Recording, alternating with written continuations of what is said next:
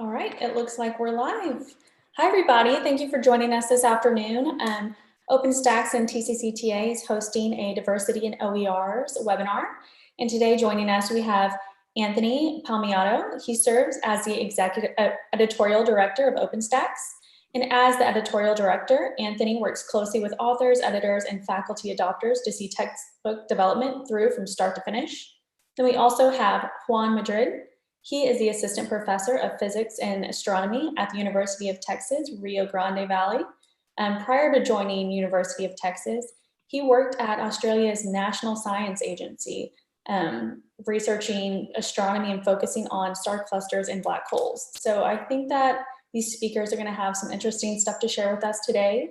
If you want, you can use the chat feature in the right-hand corner of the YouTube Live, and we'll be passing that along to the speakers throughout the session. But in the meantime, to save everyone's time, I'm going to pass it on to Anthony.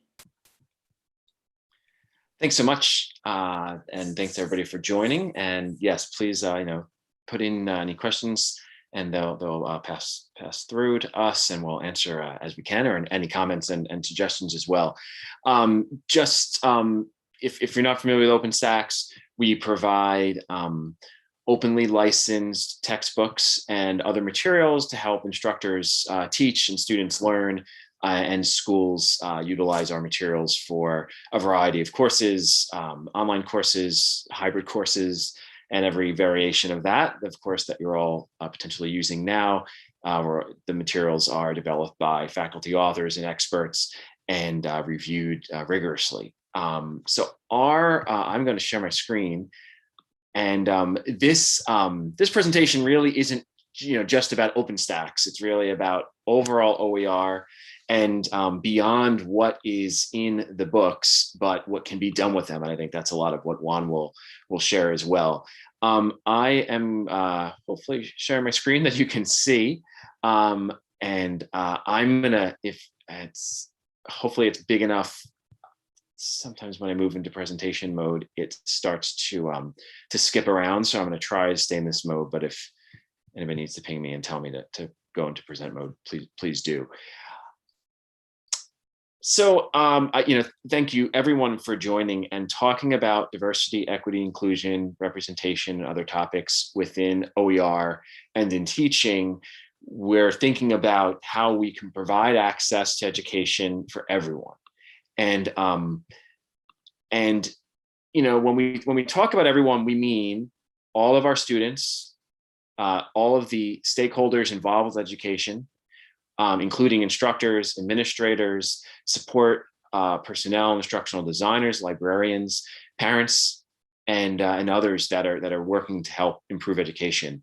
And we think about the different contexts. And to think about that, I'm speaking out to you now. We're speaking out to you today. We don't know exactly, who you all are.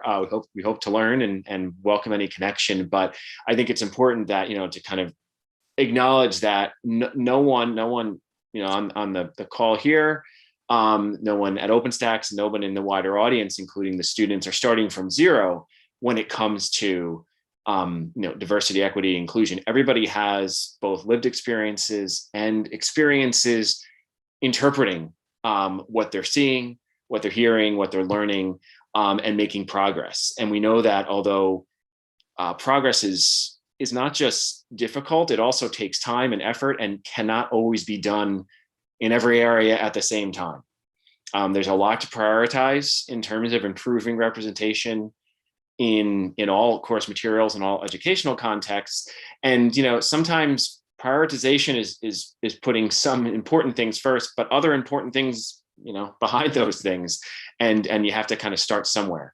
So, just admire everybody for joining and wanting to discuss this, and also, with this point is mainly designed to make is that,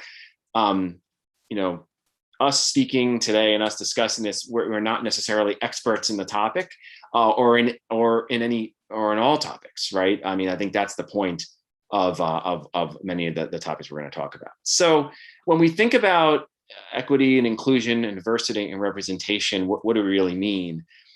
We have the main categories and populations and communities that we think about: gender, age, sexual orientation, religion, race, and disability.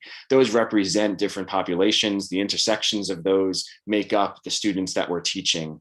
It doesn't stop there, however. We think about other areas. Now, if you're all coming from Texas, even within the state, there's of course geographics and different aspects of different types of institutions, high schools, colleges, towns, cities, and so on. So there's that variance and diversity among the students. The socioeconomic status obviously implies a lot, and it leads to a lot in terms of how students are learning and how they're prepared, as with their educational background and context. And then even things like, political opinions and affiliations. We know that, on certain campuses, certain, opinions, alignments can be, and in certain classrooms can be differently representative and differently accepted. And we understand the complexity of how hard it is to teach to all these different audiences. And of course, again, how they all come together and mix up. And then, add in the notion of the discipline. Right? Because every discipline, every field topic that you're teaching is going to bring its own issues and opportunities. And that goes for every course that you're teaching within those discipline, every lecture, every topic, right? If you're teaching a political science course, there might be some topics that are, I'll use the word, less controversial or safer than others. And then you get into certain topics and things change, or the student audience receives them in a different way. That's something to keep in mind. And then every individual interaction, whether that be an assignment or a teaching opportunity or a meeting after class, or somebody comes in early on the online learning space and wants to mention something or talk about something that's happening in the world. Obviously today, we're all thinking about what's happening in the world, and I'm sure a lot of those discussions are going on, and that's probably a good thing. How can we think about all those different organizations and all those different facets and how we work with them? OpenStax is a textbook publisher, for the most part. So we're thinking about the academic disciplines, and we're working with them as much as possible in order to, and these are just some of the organizations. And it's not always, it's not like the president of the ACS says, okay, yes, we're going to work on this book or ratify it or anything like that. But there are organizations within these organizations and others like them that are dedicated to, gender representation or diversity overall, or different populations. And we work with them. And I think that they provide an outstanding resource. And of course, at each institution and college and high school and other organizations, there are, groups, whether they're even student-led groups or they're faculty-led groups that are, bringing to light issues and helping with the development and the implementation of materials and better teaching. Considering improving diversity, equity, and inclusion, again, like I said earlier, everything that we do, everything that you do, it takes time. Every action you take takes time in order to do. And I think that we have to consider, that there are individual changes you can make in a course, and there are individual changes that you can make at a college, and they have different scopes. And they're all improvements, but considering the resources and the responsibility of what that means, an individual instructor might only be able to get, a certain amount done. And then in a collective, the organization can do more. So obviously thinking about an organization, we're brought together here today by TCCTA, and, an organization provides the opportunity to work in teams, to think about materials as a group that have already been using. Another way to increase the scope and capacity of creating new and better teaching opportunities and materials is to involve students, to collaborate with other colleges or high schools, and think about supporting grants and release time. And then there's this last piece. Again, not everybody has the ability, but if there is are there people that can be hired or brought in or even volunteer to support the action. So what am I really talking about? When we think about course materials and their requirements, we think about what it takes to create a course material, whether it's a textbook or a workbook or a lab material or another online course or a course cartridge or something like that you're going to use, or even a set of videos.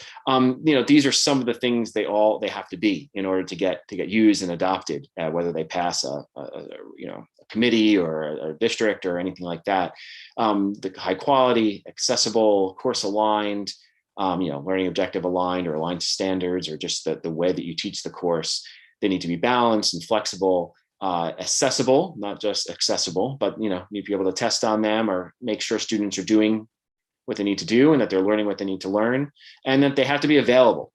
Available is part of that access question, whether the students can get to the material or not, and how long they'll have that material. Open educational resources provide that opportunity to have the availability, and hopefully the good ones have these other aspects too. In terms of creating inclusive resources, something we've learned is that it's important to know where we're exclusive. Where are materials, textbooks, online courses, videos, problem sets, assessments, standardized tests, where are they not doing the right thing? Where have the creators, the editors, or others, missed, whiffed, made mistakes, or excluded or people in those materials. And I think it's important to realize that, much of this, there is no blame. It's a process that we are all undertaking, but it's time to do it. And it's on each of us, to take part. So we've worked with a number of different organizations, like I mentioned before, and educators, as well as equity experts and students, to identify, what are the problems that can come into a course material, a textbook, an OER, or other course material, and how do they get there? And there are, actually, I'm gonna skip ahead to this first. So what is in a course material? What is in a textbook, right? So in a textbook, you have conceptual material, you have explanations. If it's if it's history textbook, you're going to have an account of the history. There's going to be features, there's going to be images, there's going to be assessments, there's going to be some pedagogical material such as learning outcomes and notes and summaries and so on, things that we put into materials and we hope students use, and we know that they don't always use.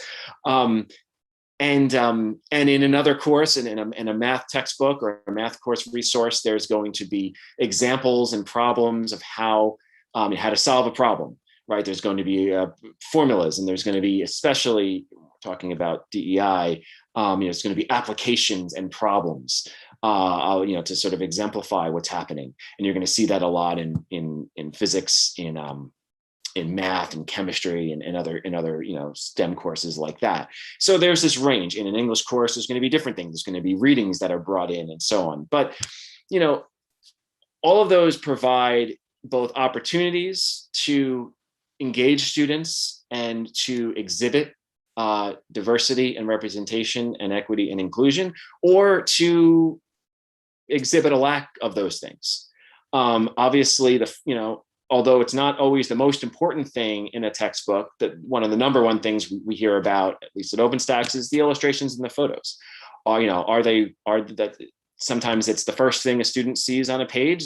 That's why sometimes it's there, to bring relevance or interests, or even just to break up the text. And sometimes those images can perpetuate a stereotype, or they could be non-inclusive, and so on. The contributors to the field. This is an area where, I know from OpenStax's perspective, and from what we've been reading, talking about, and seeing research on, especially, it's an issue of, especially around women contributors to many disciplines, Black people and people of color in general not being represented in textbooks and course materials. It's a real problem. And then other types of contributors as well.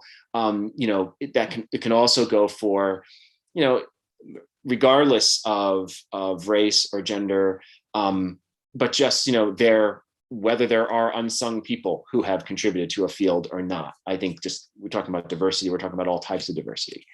And then, so that's what I'm getting at. I'm not going to go through every one here, but the examples, exercises, and applications, of course, there's an opportunity to create very rich ones that are engaging and relevant to a wide array of students. And there's an opportunity, and a negative opportunity to create an example or a problem that perpetuates a stereotype, and we've seen that sometimes too. So I think that these are some of the areas where, again, just making sure that all of these are representative and diverse isn't going to necessarily create an equitable course, but it gets down a path. And specifically talking about the course material, this can help if we have this awareness. And I think it is that awareness that we're really trying to get at. I'm going to go back up here. An awareness of not only of what these materials represent, are the images diverse? Are the contributors diverse? Are we citing a diverse group of people? But if we're not, why aren't we? And sometimes it's a lack of awareness. Sometimes it's a lack of experience. I've been over the past few days really digging into coverage with our authors about the suffrage movement. We did this a little bit, last summer. We really started digging into it, and we were just finalizing revision to our history book now, and sort of just kind of just jumping back into it again and making sure that everything is accurate and so on. And I've been on so many websites, and I'm not absolving OpenStax at all, but where just so many contributors of all races and all backgrounds that are not included, people that did important things, and sometimes you just hear about the leader, right? You just hear about Susan B. Anthony or somebody like that, and not everybody else. If somebody spoke in front of Congress, you hear about that one name, but actually there were 6 people speaking in front of Congress that day. And we have an issue regarding balance, right? Are students going to memorize all those names or not? So there is sort of a cognitive load issue here too, but there's also a representative issue that we have to think about, and think about how we get beyond just what's listed in the book and maybe how it's experienced. And I'll get to that in a second. Sometimes people just make mistakes. Sometimes people just use the old word, the archaic word. They might characterize someone. They might perpetuate a stereotype they're not aware of. And so on. And it goes on from there. Why do they do these things? Why do we do these things? Sometimes it's time and resource pressure. Deadline to get something done. Don't take the time or can't take the time to go back and check that one reference or make sure that image is actually okay, and so on. And that leads to, of course, it's a conscious choice, often not to be in any way perpetuate a stereotype or negative, but that when that work is done, when it's considered done, you turn it in, post it, publish it. That's a choice you're making, knowing that all these other things could have come into play. But that's just the first element, right? We know that, okay, so a course gets issued, or an online course gets delivered, or a video gets made, or a textbook gets published, and then what happens after that? Well, the next year happens, and why doesn't it get improved? Well, some of it can be the same issues, and some of it could be additional ones, such as complacency. Again, the lack of awareness and experience can stay in. You don't know to look for something, then you're not going to look for it. Lack of focus on those improvements. Maybe you've moved on to the next course, or in our case, moved on to another book, and aren't staying on top of the previous books. And sometimes there is an element, to be perfectly clear, of diffusion of responsibility. I think for all of us to be responsible, we have to be responsible for that as well. That sometimes, there's there is another group somewhere. There's teachers teaching this material, or there's people writing this material, or there's people instructionally designing this material, and they'll catch it or they'll improve it, and so on. And I think with OER, with the notion that it's open and can be adapted, sometimes that might come into play. So again, one of the areas that we think about, I'm presenting all this information, these lists and so on, and how do we really get to, when we're either creating materials, creating courses, teaching courses, or creating, publishing textbooks. What do we do about this? Where do we go find it? Something we found in our experiences in the beginning at OpenStax, we started doing a lot of work on, we'd get what we felt were the right people involved, but we'd ask very general questions. Do you think this book is balanced? Do you think this chapter is diverse?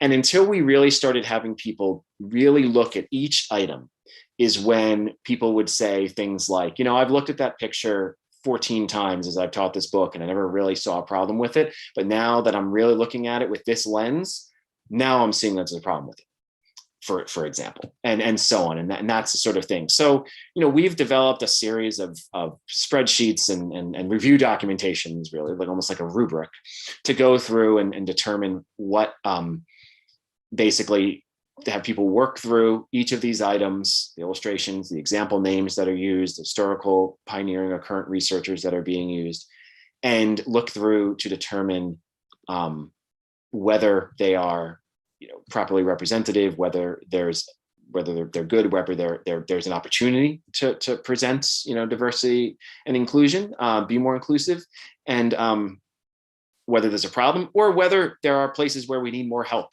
Or more guidance or more feedback. In our American government book right now, for example, we're going through a revision, and there's a lot of areas where we've brought in specific people, after some initial looks to say, we don't know that even the main authors were saying, I'd like some additional feedback on this from somebody with specific background, somebody who works in politics from a different perspective, different political party, really, different people from, different types of colleges and institutions and backgrounds so that they can provide different perspective. That's the sort of thing that a really detailed review can start to get at. And these materials that we use to review, we actually posted them on our website, and they're really not there as a touting our approach, but just as a resource and as something to almost get reaction to, in that if they're helpful, if they're not helpful, if you see other opportunities that we can improve on, or if they help in any way as other people are creating courses and so on. And so that's led to a number of changes in our textbooks and updates and so on. We're really focusing on creating our new books with the diversity, equity, inclusion in front of mission, in front of mind, improving our existing textbooks with going through these review processes and making these changes, and then adding new content to the book and new ancillaries or transferable components. And that last piece, well, the last two, to think about, one thing we've talked a lot about is improving textbooks, but we know that teachers need more than textbooks and students need more than textbooks. Teachers need ancillaries, they use ancillaries. That's often a way that they connect with students, through lecture slides or assessments or activities, discussion prompts, and so on. And then what else is a part of a book that students might take home or take out of context and so on. And, in many of our new books that we're developing, we're trying to make these materials a little more transferable. And a great example is English composition, where the material can be, of course, serving the needs of a book, this passage and this sample essay and this, curated resource serves this learning objective and this topic that we're talking about in, multimedia or in, research writing or something, but it can also serve an independent way. So we're really trying to make materials that could be used in those different venues, because if we have them written in a diverse way, maybe they could be expanded beyond just that one course. And then again, who is doing all this? I think that's an important thing to consider.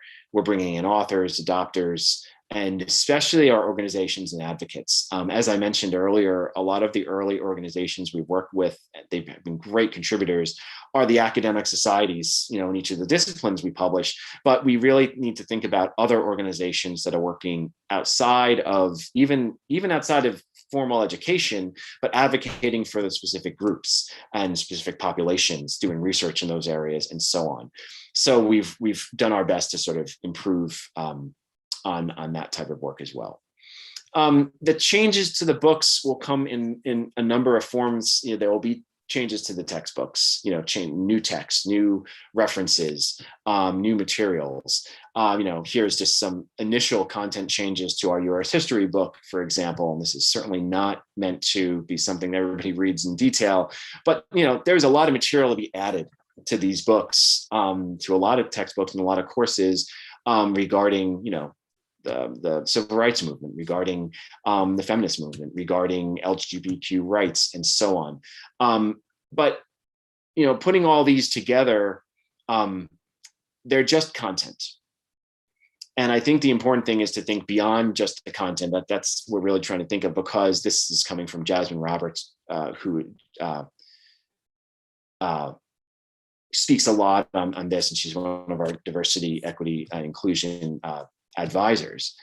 And she talks a lot about how we're teaching students, not content. So it's not just about all of these topics and coverage that we're talking about, images of these folks and so on, but what assessments are we asking about them? What activities are creating around them? What discussion prompts and even clicker questions or whatever is being used are being input into courses as well, so that this can go a bit off the page and into the classroom, into the discussion, and hopefully into the students' mindset, and becomes part of their experience, and so on. So anyway, that is that's the basic approach that we've seen in our evolution, I guess, and our growth. It's something where we're trying to confront where we've missed and where we need to do better, and use the relationships we have with a number of you all and others to improve our materials, and especially go far beyond that. It really doesn't matter what happens in an OpenStax textbook. It matters how that's all used. And to that point, there will certainly be time for questions, but there's other aspects of improving equity and diversity in an entirely different arena. And I'm going to turn it over to Juan now, if that's okay, and let him share a little bit about what he's doing and how he's working on that in an important way as well. All right. Well, thank you very much, Anthony. And a big hello to all my colleagues from the state of Texas. Big hello from Brownsville, Texas. And I'm going to share my my screen here. And I also need to see the chat. I will be happy to read your questions through the chat. So, yep, I'm an assistant professor of physics and astronomy at the University of Texas, Rio Grande Valley. And I want to introduce the university with a beautiful campus of beautiful picture of our beautiful campus here in Brownsville. So this is a very big university. We're part of the University of Texas system. And we have several campuses in South Texas, two main campuses, one in Edinburgh, which is north of McAllen, and one in Brownsville, and several other locations, again, around the Rio Grande Valley. The University of Texas, Rio Grande Valley is a Hispanic serving institution. And of relevance to the project that I'm doing and what I want to share with you today is the fact that out of the 32,000 students that we have, over 90% of them are of Hispanic background. So 94% of entering freshmen are of Hispanic background. And the vast majority of them are Mexican American descent.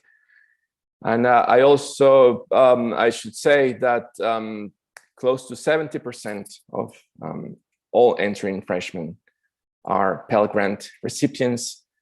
And a Pell Grant is given to a student that demonstrates a serious financial need.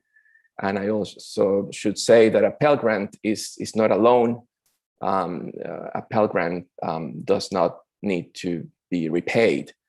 All right, so this, I wanted to give you kind of a background of who we are and what we do here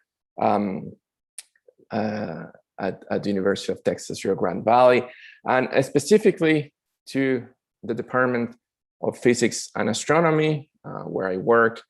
I should say that we have over 3,500 students enroll in physics and astronomy classes during the spring 2021. So during the current semester, we have over 3,500 students. I should say that most of them are students from different majors. They are not all physics majors. So I teach physics classes to biology majors, chemistry majors. I also teach astronomy classes as a science requirement for psychology majors. So we do have this huge enrollment, and we serve many different departments across the university. All right, so yeah, just to give you even a more concrete example, is the fact that, in the physics, introductory physics, college physics was taken by close to 800 students in the fall 2020. And the same is true for Astronomy 101, Introductory Astronomy. For the fall 2020, we have over 1,000 students that are enrolled to take this class. And again, I teach these two classes, this introductory physics, introductory astronomy. And when I was, deciding on what textbook I should use, it was very clear to me that I could not make my students pay for a physics textbook that is $300 and that they're only going to use for one semester. Because again, most of my students are from other majors. And I mean, if you are going to, keep an expensive textbook for your whole life, that's a little bit different. But again, physics textbooks are very expensive. We're talking $200, $300. For us, it will be of a very limited use. So I'm very happy that I found OpenStax, and I have been using their textbooks since I came here to UTRGV. And specifically, what I wanted to share with you today, and is the project that I'm doing with OpenStax, and I have to thank Anthony for his support for our project. Is that we began doing this big job, which is the translation of the college physics textbook. So it is a big and heavy textbook, and this region of South Texas is a region that is bilingual and bicultural, and I have a few pictures that show that. As I have a picture of a national park that is not far from here, with a bilingual sign, but you can see that all across Texas, really. Perhaps more interesting is this picture here of a stop sign in Progreso, Texas, not far from where I am, and the stop sign is also bilingual, and that picture was taken in 1958. So I also wanted to stress the fact that, the fact that we are bilingual is unrelated to the news cycle or anything like that. And I have here a note to remind myself, that the fact that this is something that many Texans know, but the expedition of Albert Núñez Cabeza de Vaca arrived in what is today Galveston around 1528. That's close to a century before the Mayflower arrived in Cape Cod, Massachusetts. So the history of Spanish, of the history of a bilingual and culture here in South Texas is indeed a history of many centuries. So to take advantage of that, and again, everything here in South Texas is bilingual. HEB is bilingual. CVS is bilingual. The mechanic is bilingual. And the University of Texas Rio Grande Valley has this plan or this objective to also become a bilingual university. But there is a lot of work to be done in order for this university to be truly bilingual and to be as bilingual as the population that it serves is actually. So this is a contribution that we're making, this translation of the college physics textbooks. There are very few classes that are bilingual or in Spanish here at UTRGV, and I'm only aware of one class that is taught in Spanish here at UTRGV. And you know, just a quick reminder, we have 41 million Spanish speaker individuals in the US, and over 30% of Texans speak Spanish. So with that in mind, again, we're working on this this translation of the college physics textbook, and I was very lucky to put together a superb team of students. These are all my students. They took college physics with me. They took the class using the OpenStax textbooks. So they are Constance is a biomedical student. Natalie is from the Department of Biology, and Eduardo is our graphic designer. So he's working on the translation of the figures of the textbook. And as I said, this is a lot of work. This the textbook is huge, it's heavy, but we have done very good progress. And here is a quick view of a chapter that we already translated. The textbook is the whole textbook contains all the material to teach introductory physics, physics 101 and physics 102. So if we my immediate objective will be to translate the first 15 chapters of the textbook, and with that material translated, I will be able to actually teach the class in Spanish here.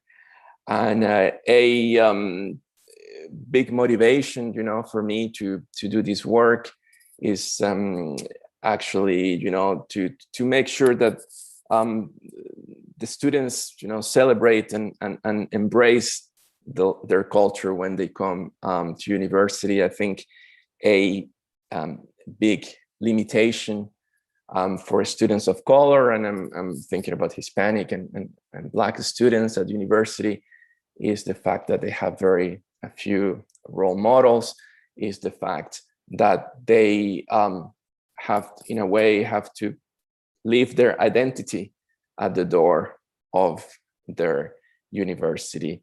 So I really want to make sure that the students, they feel at home. Homes are bilingual here in South Texas.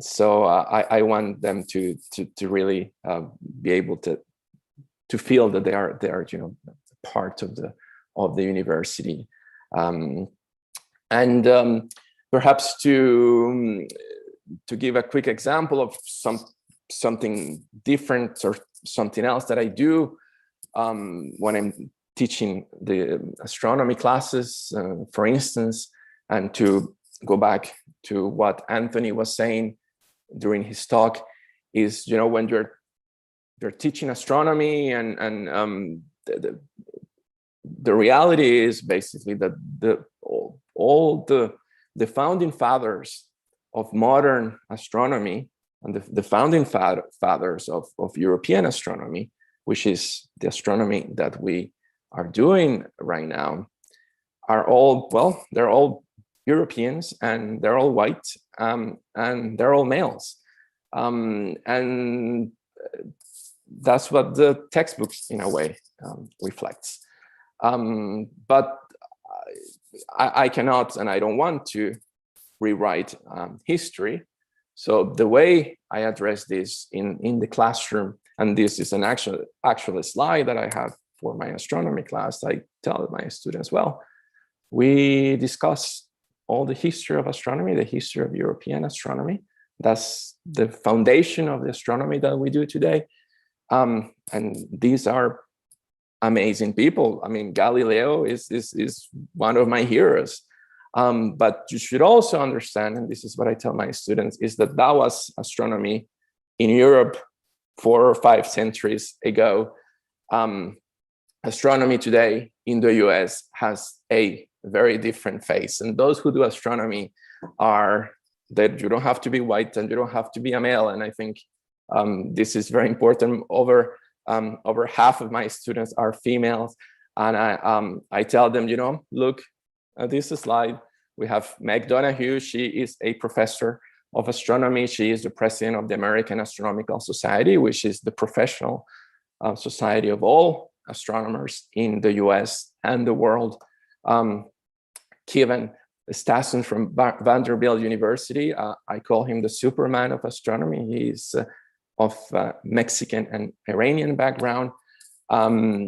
He's absolutely amazing scientist. He has led so many students to do so many amazing achievements. Dara Norman, a very successful astronomer in Arizona. And again, my colleague, Louis Strogler from the Space Telescope Science Institute, he worked closely with Adam Rees, Adam Rees recently won the Nobel Prize in physics for all his work in the expansion of the universe. So you have to, you have to understand that this is the picture of astronomy today in the US. And I also make a very clear point to make a reference to all the civilizations that have developed astronomy, and that's pretty much every civilization on Earth develop astronomy. And an example that resonates quite well here in South Texas is the example of the Mayas. The Mayas were outstanding astronomers, and I show a very simple example, which is that I tell my students, look how similar this Mayan astronomical observatory is to what it is today, the most modern astronomical observatory of the US. This is the Gemini telescope located in northern Chile. So look at how similar they are, and realize how amazing astronomers Mayans were. And I also make a very clear point that, again, astronomy has flourished pretty much on every single civilization on Earth. And this is an example of a astronomical observatory in South Korea that was built on the 7th century. All right. With that, I will say that is over to you. I will be happy to take questions or comments that you have. Thank you.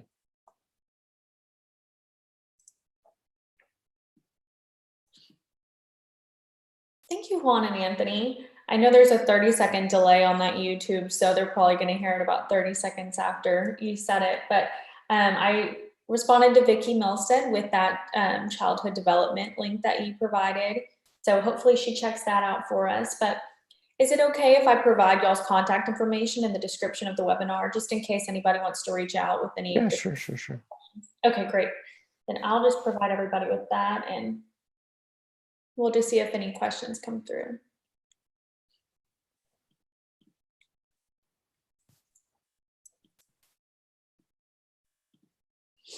And I'll also be sharing this on our Facebook page shortly after. So anybody that wasn't able to view it live will be able to view it later. And like I said earlier, I'll provide the contact information for Juan and Anthony.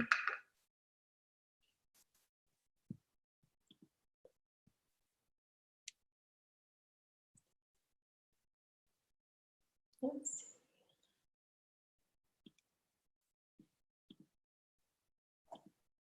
Do y'all have any links on y'all's website for maybe blog posts or anything like that regarding diversity in OERs that we'd be able to provide the attendees with? I don't. Okay. I bet I could do a quick search. We do. Yeah, I'm just pulling it up. So let me get that first. And it looks like we have another question while you're looking for that link. How can you get other faculty and administrators to buy into making these types of content updates? And is that a question for Anthony or a question for me? Either. Sorry, it wasn't pointed. Okay. Anthony, I don't know if you want to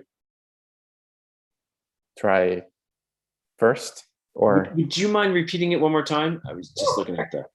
How can you get other faculty and administrators to buy into making these types of content updates? Absolutely. Yeah.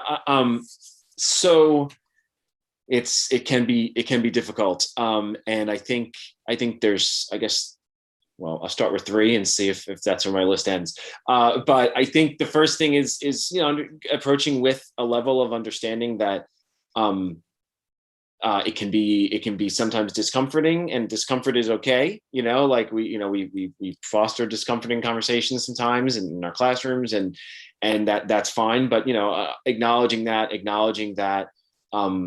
folks are not necessarily starting again from zero, that they might have taken some of these things on and maybe maybe hit various walls or at least knee-high walls that kind of just tripped up or slow down or something like that. But I think that once sort of acknowledging that, a few ways are, I think, to keep the ask small, targeted, aim small, miss small. If there are in every one of our courses, I think that we teach in college, there are it's a 15-week course, an astronomy course. You don't just learn about stars. You learn about all different aspects of how they're formed and how they're built and what happens to them after they get to the end of life and so on. And there are experts and areas in all those places, right? So same thing with any other course. There are so many small nuances. There are individual classes, individual weeks that you go through content.